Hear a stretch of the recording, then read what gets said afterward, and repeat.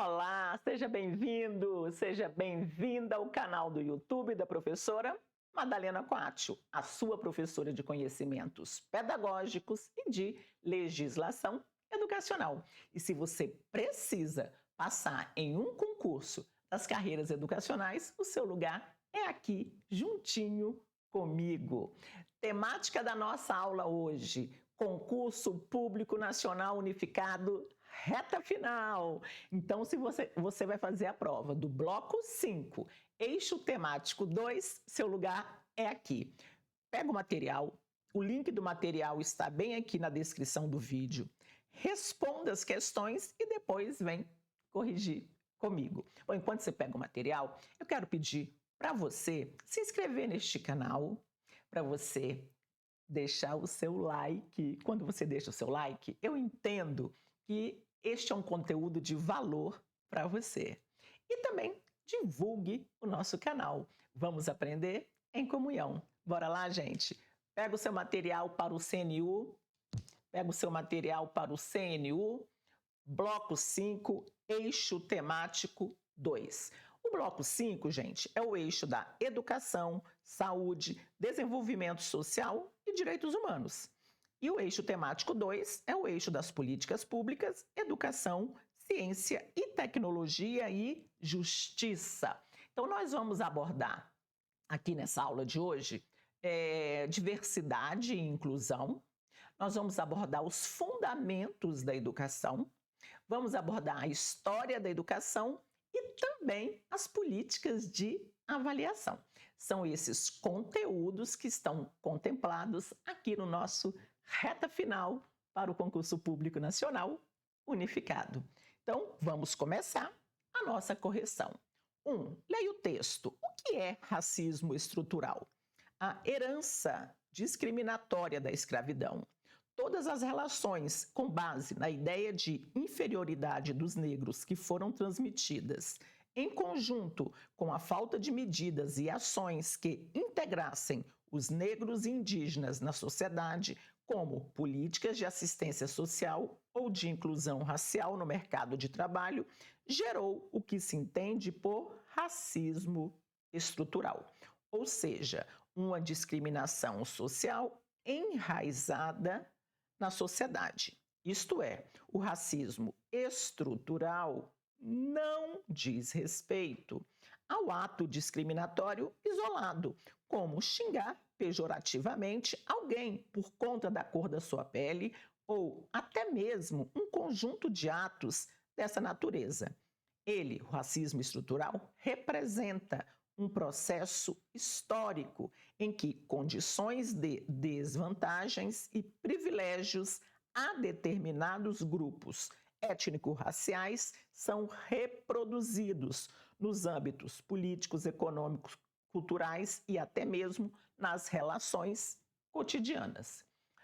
Vamos à questão. Pode-se afirmar que o racismo estrutural, a partir do texto, advém, letra A, do preconceito social que ainda persiste no mundo. Letra B, educação familiar que passa de geração em geração. Letra C, meios televisivos que perpetua uma imagem discriminatória. Letra D, herança discriminatória e a ausência de medidas e ações. E letra E, falta de ações docentes em reverter o seminário de discriminação. E aí, gente, o que você marca aqui? A partir do texto, qual a letra que contempla aí o conceito de racismo estrutural? Nós vamos ter aqui como a letra certa a letra D. A partir do texto, o racismo estrutural é uma herança discriminatória, inclusive está bem no comecinho do texto, né? E também a ausência de medidas e ações. 2. Vamos aqui à situação da Dona Lúcia. Dona Lúcia, 80 anos, viúva, tem como renda a pensão de um salário mínimo que seu marido lhe deixou. Dona Lúcia tem 2 filhos, Cristiane, auxiliar de serviços gerais, e Sérgio, dono de uma loja de materiais de construção. Dona Lúcia tem dificuldades para se manter com sua pensão. De acordo com o Estatuto da Pessoa Idosa. Letra A. Dona Lúcia tem direito ao BPC, benefício de prestação continuada, porque é idosa. Letra B. Cristiane não tem obrigações com relação à mãe, porque ganha pouco. Letra C. Dona Lúcia pode escolher pedir alimentos só para Sérgio. Dona Lúcia não tem direito a alimentos porque tem renda de aposentadoria. E letra E. Os deveres de alimentos entre pais e filhos não são recíprocos. E aí, em relação à situação da Dona Lúcia, o que o Estatuto da Pessoa Idosa vai contemplar aí? Me diga aí. Aqui nós vamos ter como certa a letra C. A Dona Lúcia, ela pode escolher pedir alimentos apenas para o filho Sérgio. Isso está lá no artigo 12, tá? Do Estatuto da Pessoa Idosa. A obrigação alimentar é solidária, podendo a pessoa idosa optar entre os prestadores. Então, Dona Lúcia pode escolher aí pedir alimentos apenas para o filho Sérgio. Questão de número 3.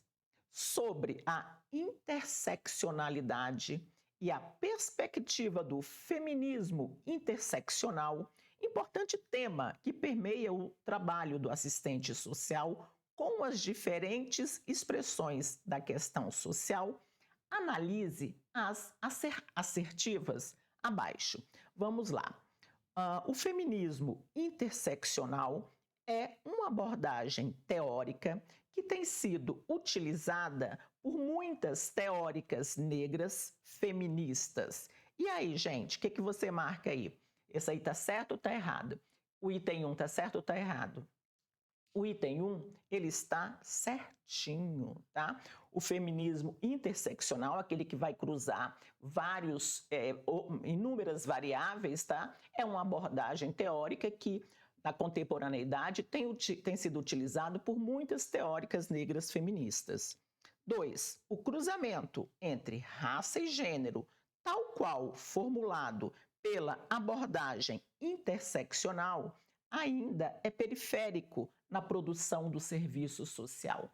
E aí, gente, o cruzamento entre raça e gênero é extremamente utilizado na produção do serviço social ou, como diz o item 2, ainda é periférico, ainda não é tão utilizado. O item está certinho, ainda é periférico.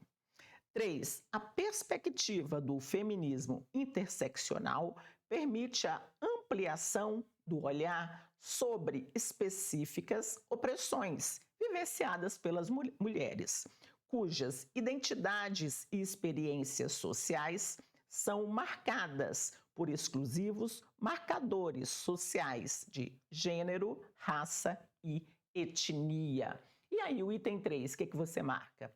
Aqui no item 3 vai estar errado, meu povo. Sabe por quê? Porque está dizendo aqui que na perspectiva do feminismo interseccional, essa ampliação do olhar se dá por meio de exclusivos marcadores sociais de gênero e raça. Não, há inúmeras variáveis que devem se cruzar e não apenas as 3 que estão aqui, na realidade 2, gênero e raça / etnia. Há outros marcadores que, na perspectiva do feminismo interseccional, tem que ser levado em consideração. E 4. A proposta do feminismo interseccional possibilita uma análise dos marcadores sociais de gênero e de raça, etnia, através do seu entrecruzamento, não sendo vistos de forma isolada ou através de uma visão somatória ou aditiva de opressões. Bom, este item aqui, ele também está certinho, né? A partir da proposta do feminismo interseccional, Ele permite, né, uma análise dos marcadores sociais, né, de gênero, de raça e etnia, fazendo o entrecruzamento desses marcadores. Mas isso não pode ser analisado isoladamente. Você tem que ter uma visão ampla, por exemplo, classe social também tem que ser levada em consideração, entre outros marcadores, tá? Tem que se ampliar esta visão. Então, nós vamos marcar aqui a letra E. Próxima. 4. O decreto número 7.053, de 23 de dezembro de 2009, institui a Política Nacional para a População em Situação de Rua. Assinale a alternativa que corresponde a um dos objetivos dessa política. Letra A. Realizar a contagem oficial da população em situação de rua, para, assim, ter um controle da sua quantidade. Letra B. Definir estratégias de punição para a população em situação de rua. Letra C. Proporcionar o não acesso das pessoas em situação de rua aos benefícios previdenciários e assistenciais e aos programas de transferência de renda. E letra D. Implantar centros de defesa dos direitos humanos para a população em situação de rua. E aí, gente, na questão de número 4? A questão de número 4, o que você marca? É uma questão fácil, né? Porque mesmo que você nunca tenha lido, né, a Política Nacional para a População em Situação de Rua, você vai eliminando aqui, ó, realizar a contagem oficial, definir estratégias para punição, proporcionar o não acesso, muito pelo contrário, né? Então, aqui nós vamos ter como a questão certa a letra E, implantar centros de defesa dos direitos humanos para a população em situação de rua, no sentido de garantir o acesso aos benefícios sociais, aos direitos sociais, né, da população em situação de rua. Próxima questão. Então, aqui nós vamos marcar a letra D. Questão 5. Segundo Aranha, agora a gente vai falar um pouquinho de história da educação. Segundo Aranha, quando o governador-geral Tomé de Souza chega ao Brasil em 1549, vem acompanhado por um grupo de padres jesuítas, tendo como principal nome Manuel da Nóbrega. A presença jesuítica no Brasil estendeu-se por 210 anos. Sobre esse período da história da educação brasileira, marque V para as assertivas verdadeiras e F para as falsas. Vamos lá. Primeiro parênteses aqui. É o início do processo de escolas elementares, secundárias, seminários e missões pelo Brasil. Dentro desse período, os jesuítas montam a estrutura de 3 cursos: Letras Humanas, Filosofia e Ciências ou Artes e Teologia e Ciências Sagradas. E aí, gente, o que você marca aqui nesse primeiro parêntese? Para você, ele está certo ou ele está errado? Me diga aí. Aqui, gente, ele está certinho, tá? Aqui está certinho. Com a chegada aí dos jesuítas, né, nós vamos ter o início do processo, né, da criação das escolas elementares, dos seminários, das missões, e aí os jesuítas montam toda uma estrutura da educação jesuítica. E aqui eles ficam por 210 anos até serem expulsos. Vamos lá. Eles, os jesuítas, promovem uma ação maciça de catequese de índios, principalmente os chamados curumins. E aí, gente, nesse parênteses, o que você marca? Aqui está certinho também, né, gente? Os jesuítas fizeram exatamente isso, né? Promoveram uma ação maciça de catequizar os índios, sobretudo as crianças indígenas. Próxima. Os jesuítas promovem a educação dos filhos dos colonos, formação de novos sacerdotes e da elite intelectual. E aí? Houve isso? Sim. Com a educação jesuítica, né, se promoveu a educação dos filhos dos colonos, a formação de novos sacerdotes, até para se ampliar, e também da elite intelectual do país. Então, aqui também está certo. E vamos ao último parênteses. Os padres aprendem a língua tupi-guarani. Portanto, não há choque entre os valores da cultura nativa dos índios e do colonizador. E aí, gente? Os padres aprenderam a língua tupi-guarani. Houve um choque cultural ou não houve esse choque cultural? Sim, houve um choque cultural, tá? Aqui está dizendo que não houve esse choque. Houve sim um choque cultural entre os indígenas e o colonizador, como está aqui no item. Aqui nós vamos marcar letra E e nós vamos marcar a letra B. Próxima questão de número 6.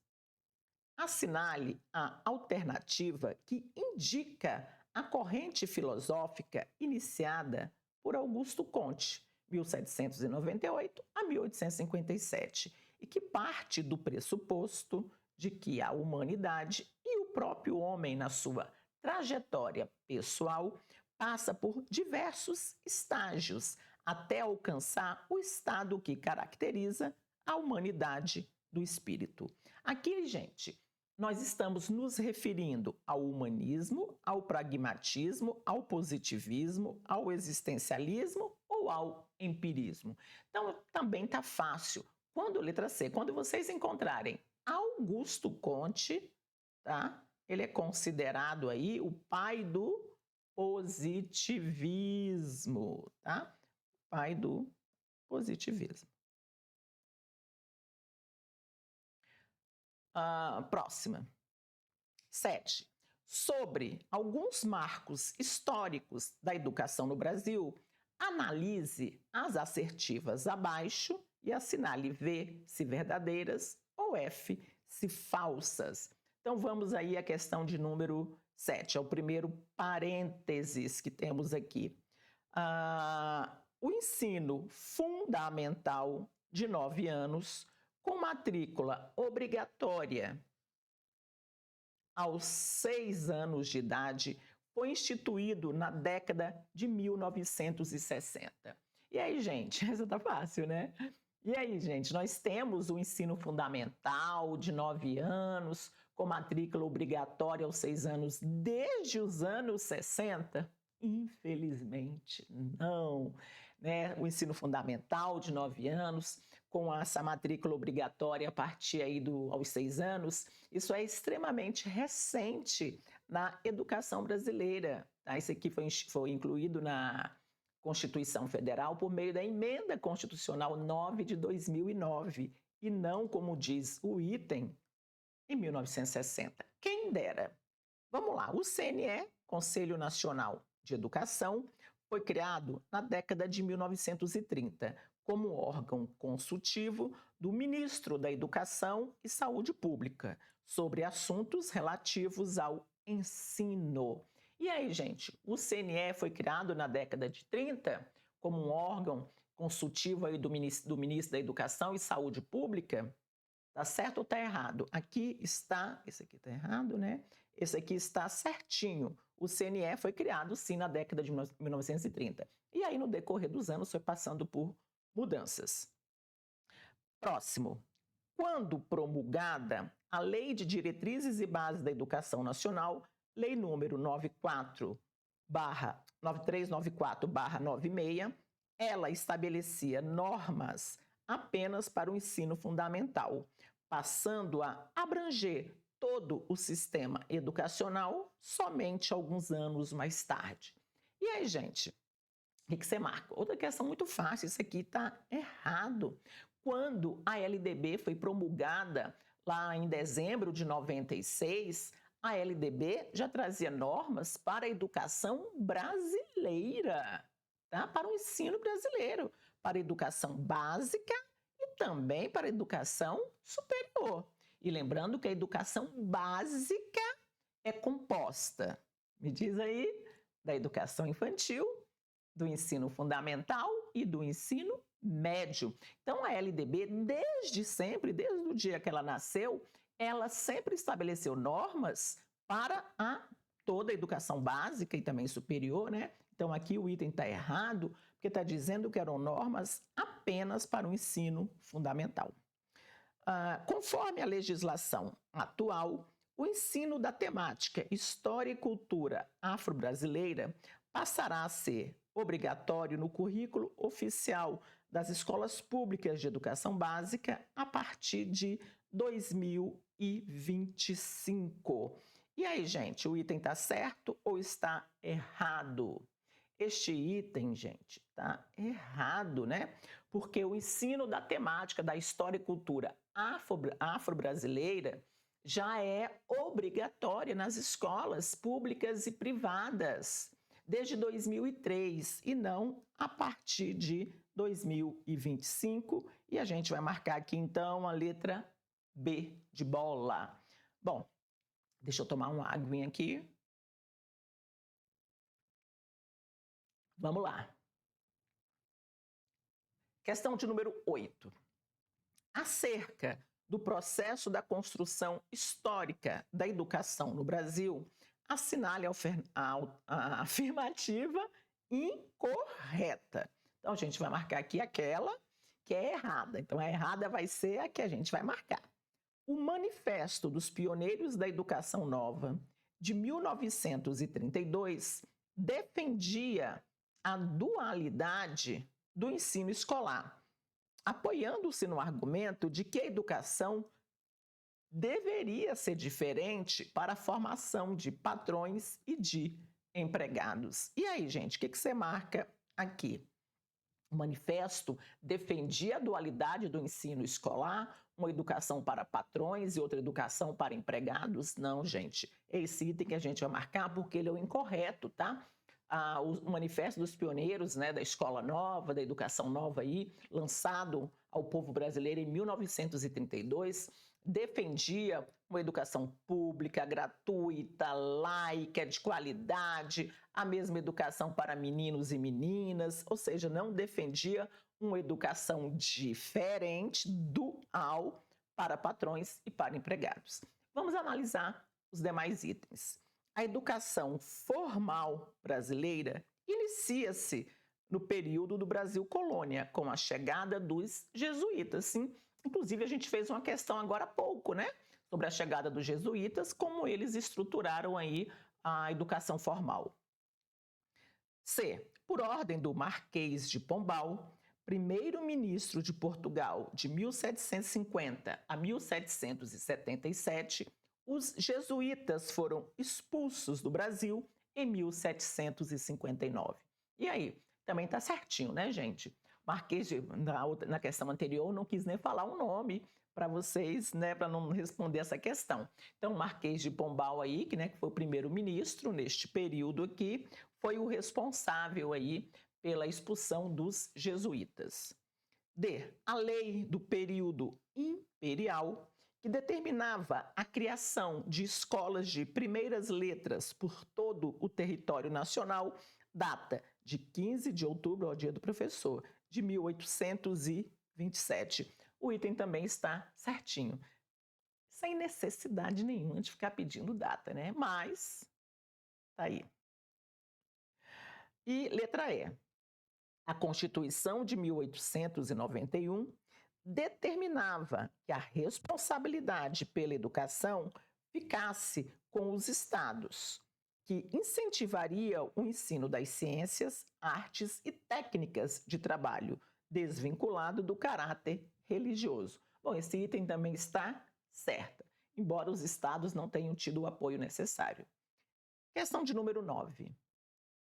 Em 1932, surgiu no Brasil o Manifesto dos Pioneiros da Educação Nova. Sobre este tema, considere 1.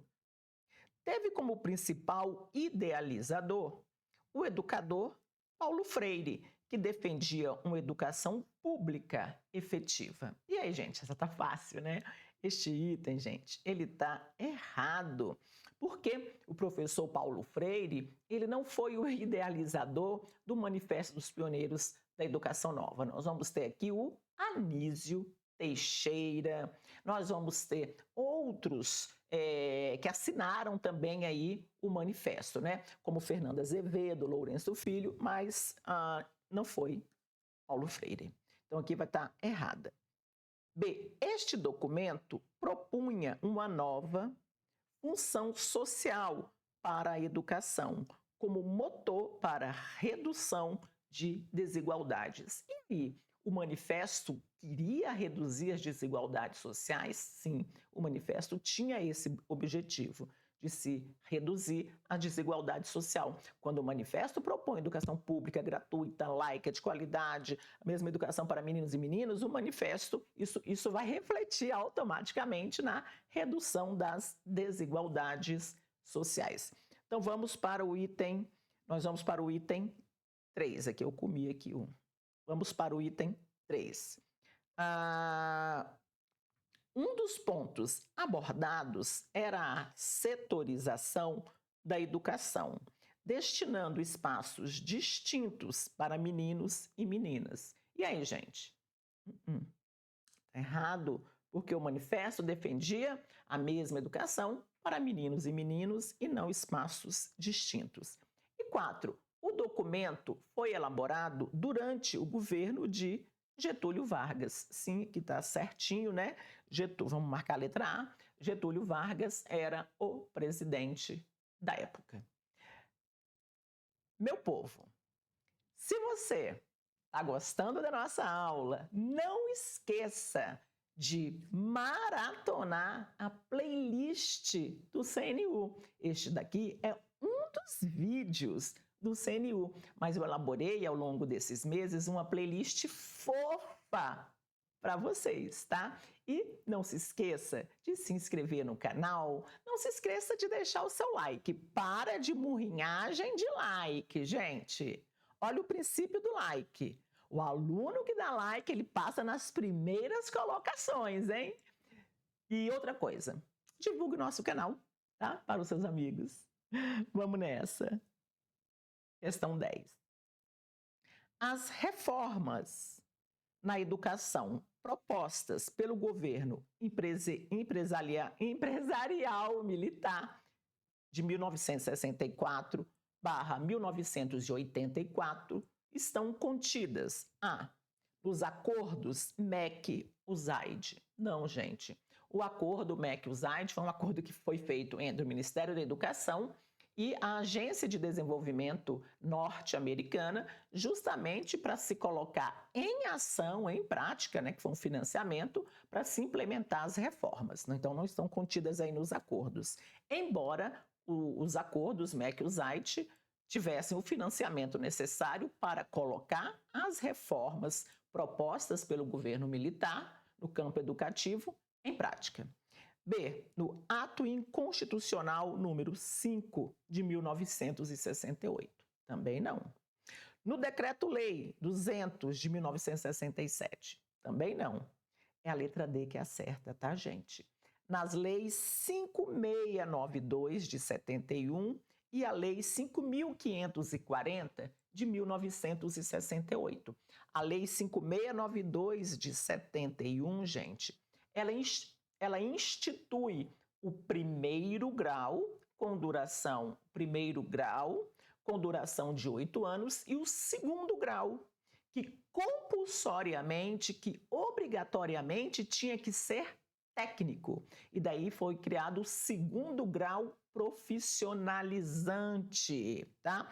E a Lei 5.540 de 68 reformou apenas os artigos referentes à educação superior. E letra E, no Programa Americano Brasileiro de Assistência ao Ensino Elementar. Não, nas leis 5692 de 71 e na lei 5.540 de 68. Essa lei, gente, ela é conhecida como filha da ditadura. Em um mês, praticamente, gente, o ministro formou uma comissão. Essa comissão se sentava aqui na Universidade de Brasília, a comissão redigiu a lei e foi aprovada por um Congresso Nacional sitiado pelos militares. Então, a Lei 5692 de 71, ela é conhecida como a Lei Filha da Ditadura. Questão de número 11. Sobre a história da educação brasileira, considere as informações abaixo. A reforma de 1968, a gente acabou de ver aqui, ó. A reforma de 1968 imprimiu um caráter democrático ao ensino brasileiro, desde o fundamental até a universidade, fortalecendo os movimentos estudantis. E aí, gente, o que você marca? Aqui, gente, está errado, que tem nada certo. Primeiro, a reforma de 1968, que é a Lei 5.540 de 68, ela não tinha um caráter democrático. Ela foi concebida aí no auge do regime militar. E ela era a lei da reforma do ensino superior, ela não contemplava o fundamental. E também não queria fortalecer os movimentos estudantis, muito pelo contrário. A Lei 5.540 de 68, ela queria acabar com o movimento estudantil e não fortalecer. 2. Durante a ditadura militar, houve propostas de americanização da cultura e da educação brasileira expressas no acordo MEC-USAID. E aí, gente, nós acabamos, inclusive, falando, né, dos acordos MEC-USAID. Então, durante a ditadura militar, houve, sim, propostas, né, de se aculturar, né? Houve, sim, propostas de se americanizar a nossa cultura, a nossa educação, e isso estava contemplado aqui nos acordos entre o Ministério da Educação e a AID, que é a Agência Internacional de Desenvolvimento Norte-Americana. Então, aqui está certo. 3. A Constituição de 1824, no Império, já previa a educação primária gratuita. E aí, gente, o item 3, o que você marca? Ele está certo ou está errado? Muita gente erra esse item. E aí? Esse item, gente, ele está certinho. Então, aqui nós vamos marcar a letra E. Então, eu trouxe aqui para vocês o artigo, né, lá no artigo 179 da Constituição de 1824, dizia o seguinte: a inviolabilidade dos direitos civis e políticos dos cidadãos brasileiros, que tem como base a liberdade, a segurança individual e a propriedade, é garantida pela Constituição pela maneira seguinte. Lá no item 2, instrução primária é gratuita a todos os cidadãos. Mas nós sabemos, né? Agora só um comentário aqui, a parte nós sabemos que entre a lei e o que de fato acontece, né, há uma distância enorme. Mas já previa, sim, a Constituição de 1824, lá no Império, já previa essa instrução primária e gratuita a todos os cidadãos. Próxima. Para Durkheim, em Educação e Sociologia, a educação é a ação exercida pelas gerações adultas sobre aquelas que ainda não estão maturas para a vida social.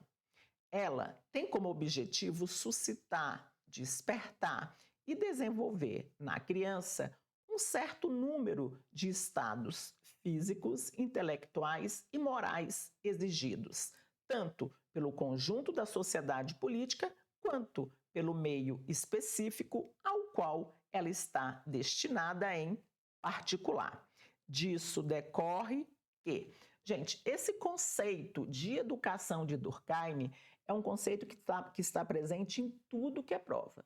Seja no enunciado, conforme aqui o item 12, ou seja nos itens para a gente analisar. Não dá para ir para uma prova sem saber este conceito de educação de Durkheim. como está aqui expresso no enunciado, a educação, né, para Durkheim, a educação é exercida pelas gerações mais velhas sobre as gerações mais jovens. Então vamos à questão.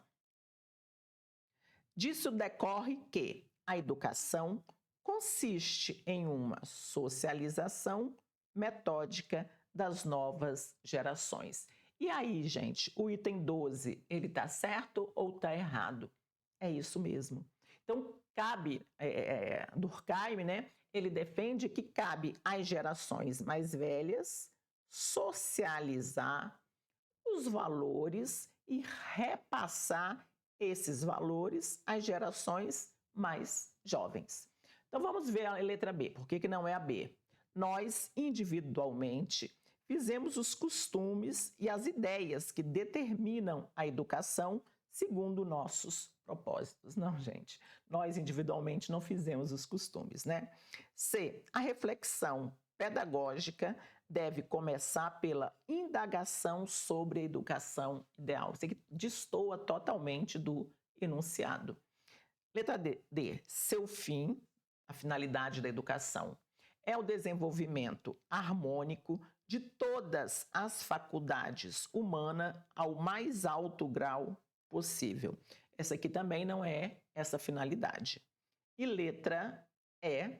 A educação segue a mais larga acepção como conjunto de influências humanas ou naturais sobre a inteligência e o caráter. Não, esse conceito é um conceito extremamente restrito e não um conceito largo, como diz o item E. Então vamos lá. Para Durkheim, a educação é a ação exercida pelas gerações mais velhas sobre as gerações mais jovens. Então, cabe às gerações mais velhas socializarem os hábitos, os costumes, os valores, repassando esses hábitos, esses costumes, esses valores para as gerações mais jovens. Questão 13. A sociologia surge no contexto das transformações socioeconômicas estabelecidas pela derrocada, pela queda do sistema feudal de produção e do antigo regime e o surgimento do sistema capitalista e das democracias modernas. Diante do exposto, analise as afirmativas a seguir. Aqui nós vamos ter o item 1. Augusto Comte sistematiza uma física social que mais tarde viria a chamar de sociologia, em seu curso de filosofia social em 1835. E aí, gente?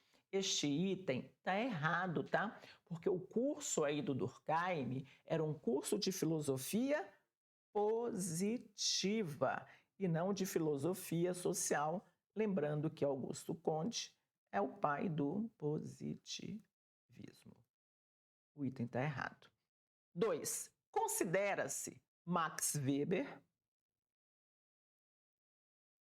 filósofo alemão do final do século XIX, em sua obra A Ética Protestante e o Espírito do Capitalismo, de 1905, em que relaciona a moral protestante com o desenvolvimento do capitalismo, como um dos pais da sociologia.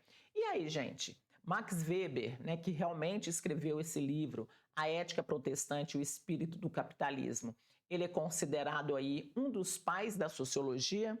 Sim, o item está certinho. 3. Karl Marx, filósofo alemão, realiza um profundo estudo das relações sociais a partir de uma análise estrutural do sistema de produção capitalista e publica, em 1867, o primeiro volume do livro O Capital. E aí, tá certo ou tá errado? Este item, gente, ele está certinho. A gente vai marcar aí a letra C, né? O Marx, ele realmente fez uma profunda análise, né, sobre a estrutura aí da produção capitalista e, de fato, né, ele publicou este clássico, que é o capital. Então, nós vamos marcar a letra C. E em relação aqui ao item 2, sim, o Weber, o Karl Marx, o Durkheim são considerados aí, né, os pais da sociologia moderna. Questão 14. Questão 14, a gente vai mudar o foco e nós vamos falar das políticas de avaliação. Vamos nessa?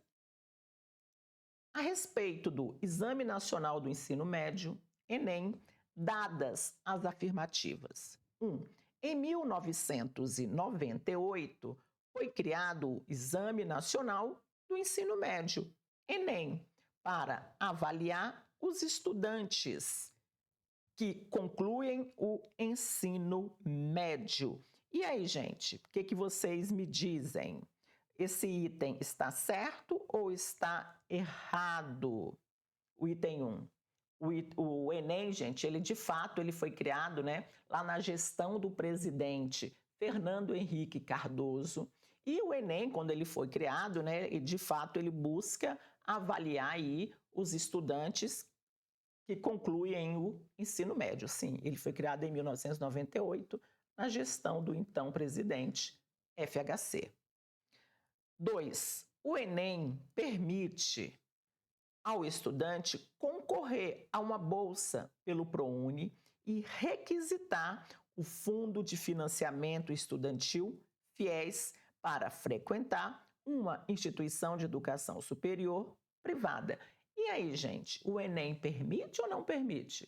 Sim, né? O Enem permite, sim, que o estudante concorra a uma bolsa pelo ProUni e também possa requisitar o FIES.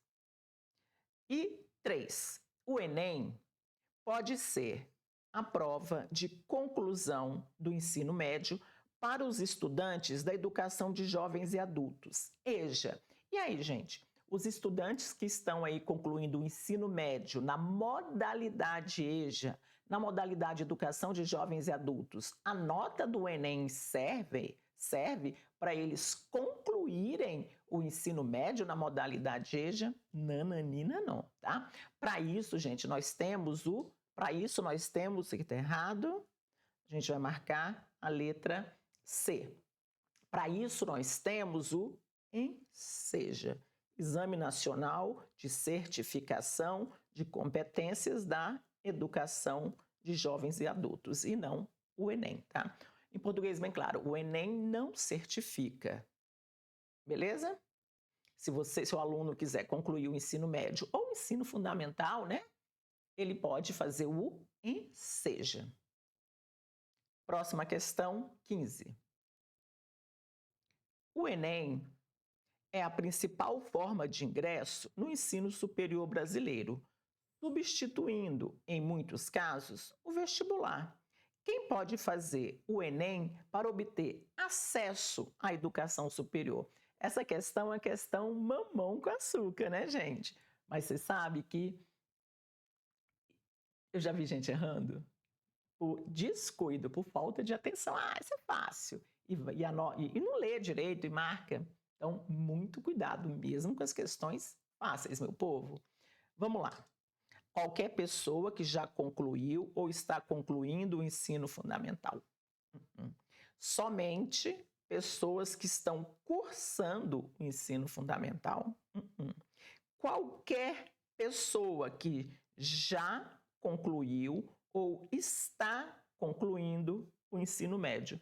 Aqui é a certa, né? Então, quem pode aí fazer o Enem? Qualquer pessoa que já tenha concluído ou está concluindo o ensino médio. E os alunos ali também do segundo ano, eles podem fazer somente como treineiros, né? Para treinar. E letra D. Somente pessoas que estão cursando o ensino médio. Não, a letra C, que é a certinha. E aqui na questão de número 16, nós vamos falar sobre uma outra política de avaliação, que é o SAEB, Sistema de Avaliação da Educação Básica. Então, vamos à questão de número 16, que é uma questão longa. A implementação de um novo SAEB visa suprir a necessidade de estabelecer processos avaliativos mais amplos e diversificados, que forneçam um conjunto maior de subsídios para a formulação, o acompanhamento e a melhoria de políticas mais inclusivas e equitativas, além de contribuições para o aprimoramento das demandas sociais por direitos. Gente, aqui no meu canal, na playlist, nós temos, salvo engano, 2 aulas sobre as políticas de avaliação. E aí, em uma dessas aulas, eu acho que é a primeira aula de política de avaliação, eu fiz um quadro sobre quem deve estudar o SAEB, na realidade. Quem deve estudar ou não o SAEB, tá? Então tem uma aula teórica e uma outra de exercícios sobre essas políticas de avaliação, do Enem, do Enseja e do SAEB. Então, se você não assistiu, assista, porque este quadro está da hora. Então vamos lá, questão. Dentre os vários objetivos do SAEB, pode-se destacar. Então, essa questão aqui é uma questão que nos pergunta quais são os objetivos do SAEB. 1. Produzir informações de monitoramento e avaliação local da qualidade da educação básica em seus sistemas, redes e instituições escolares para subsidiar decisões da gestão administrativa, gestão pedagógica e a orientação das políticas particulares de todos os níveis de ensino. E aí, gente, este item aqui, ele está errado, né? Porque o SAEB, o SAEB é uma prova nacional, tá? E não local. Então, isso aqui já deixou o item errado, porque não é um dos objetivos do SAEB. 2, produzir e disseminar indicadores para aferição, né, medição do acesso, da permanência, trajetória e aprendizagem dos estudantes. E aí, o SAEB tem como objetivo produzir e disseminar indicadores para aferição do acesso, da permanência, da trajetória e da aprendizagem dos estudantes. Sim, esse é um dos objetivos do SAEB. 3. O SAEB tem como objetivo produzir estudos, evidências e indicadores que permitem o monitoramento da redução das desigualdades. Sim, o SAEB ele tem sim por objetivo, né, a partir dos resultados do SAEB, que tenhamos estudos, indicadores e evidências para quê? Para se reduzir as desigualdades sociais. Esses estudos vão permitir o monitoramento, a avaliação acerca da redução das desigualdades sociais. Minha garganta aqui.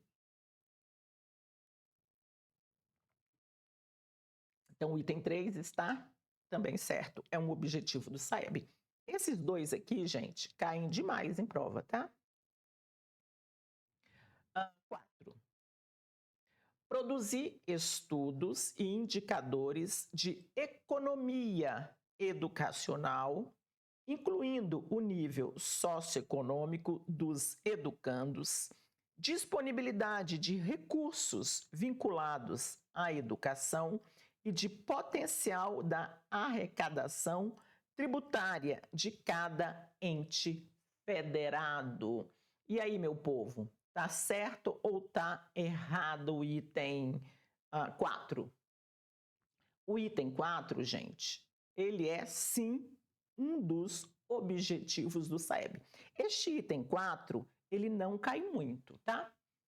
O item 4 aqui não cai muito não, mas o SAEB também tem como objetivo, né, produzir estudos e indicadores de economia educacional, incluindo sim o nível socioeconômico dos alunos, incluindo a disponibilidade de recursos vinculados à educação e o potencial de arrecadação tributária dos estados, dos municípios, de cada ente federado. Também é um dos objetivos. O que eu quero destacar aqui para vocês é que este objetivo e este objetivo aqui, ele é queridinho das bancas. Já o item 4, gente, ele não cai muito em prova, tá? Mas caiu aqui nessa recentemente. Então, aqui nós vamos marcar a letra B. Alternativa correta, 2, 3 e 4.